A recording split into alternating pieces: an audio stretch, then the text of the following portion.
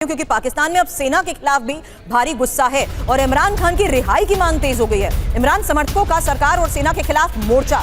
इमरान खान की रिहाई की मांग जोर पकड़ रही है। देश के कई हिस्सों में इमरान की रिहाई के लिए प्रदर्शन भी हो रहे हैं, जो पाकिस्तान की आंतरिक कमजोरियों को उजागर तो कर रही है, ये पाकिस्तानी सेना और सरकार के लिए कई मोर्चों पर परेशानी भी बने रहे हैं। और पाकिस्तान के प्रधानमंत्री शहबाज शरीफ और आर्मी चीफ आसिम मुनीर के खिलाफ तरह तरह के आरोप भी लगते रहे हैं। इनके खिलाफ लोगों का गुस्सा अब एक बार फिर से बढ़ता हुआ नजर आ रहा है।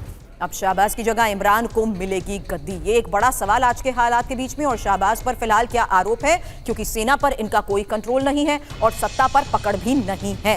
हालांकि यही अस्थिरता किस तरीके से आम लोगों के गुस्से की कई बार वजह बनी है और भारत से लड़ने के लिए तो बिल्कुल नाकाबिल। भारत से लड़ने की इनकी हिम्मत ही नहीं है, निर्णय लेने तक की क्षमता नहीं है। और इमरान की वापसी की यही वजह है कि मांग बढ़ती जा रही है, इमरान की लड़ाका छवि बनाई जा रही है और कहा तो ये जा रहा है कि खान ही कर सकता है सेना को लीड। इमरान के बड़े फैसलों की याद तक अब दिलाई जा रही है और साथ ही इमरान के व्यक्तित्व को अंतर्राष्ट्रीय भी बताया जा रहा है। और ये एक और बड़ी स्ट्रैटेजी जिसमें ये एक बार पूरी दुनिया के सामने सर जग जाहिर हो रहा है कि आंतरिक मामलों में तो आपका खुद ही घेराव अपने ही लोग करते आए हैं।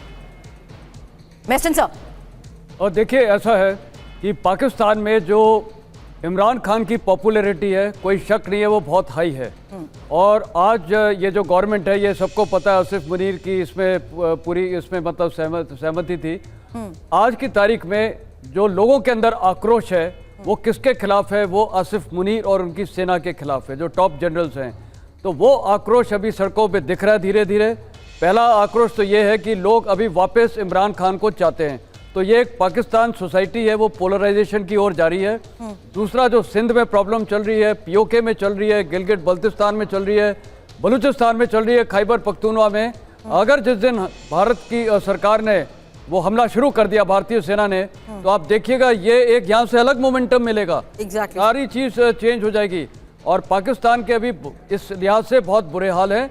और आपने बड़ा अच्छा बीच में बोला था कि उनका स्टेइंग पावर 7 डेज है और वो लड़ाई की उसकी इतनी शक्ति है।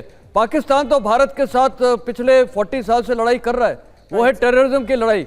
और ये जो बैट का भी हमने ये वर्णन किया है, देखिए लाइन ऑफ कंट्रोल में मैं खुद 3 बार नौकरी किया है इधर, और मेरे को याद है कि ये जो जब बैट ऑपरेशन होते हैं, पहली बात एलसी में deployment I ball to I ball scenario है।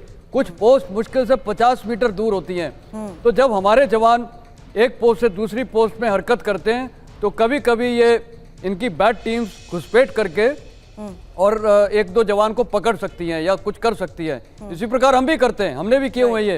हम उसको बैट एक्शन नहीं बोलते, हम भी अपना तरीके से करते हैं। तो कहने का मतलब है ये मेस्टन सर, चूंकि मुझे पता है कि स्ट्रेटेजी वाइज आप बहुत एक्सपर्ट हैं और हम लोगों ने एक एहतियात के तौर पर ये रखा है कि पाकिस्तानियों को बेसिकली आपके एक्सपीरियंस और नॉलेज का फायदा ना हो, इसीलिए हम लोग चाहते हैं कि एलएसी पर जो कार्रवाई आपने की है या जो उनकी वीकनेस को आपको पता है वो हम ना रिवील करें, ताकि उनको किसी भी तरह से ना पता चल सके। हमें पता है कि आप लोगों ने जिस तरीके से पाकिस्तान को बार बार घुटने पर टेका है, तो इस बार वो सुनना चाहते हैं, आपको समझना चाहते हैं। तो इसलिए मैं आपसे आग्रह करूंगा कि जो कुछ हमने किया है उन सबको हम ना बताएं।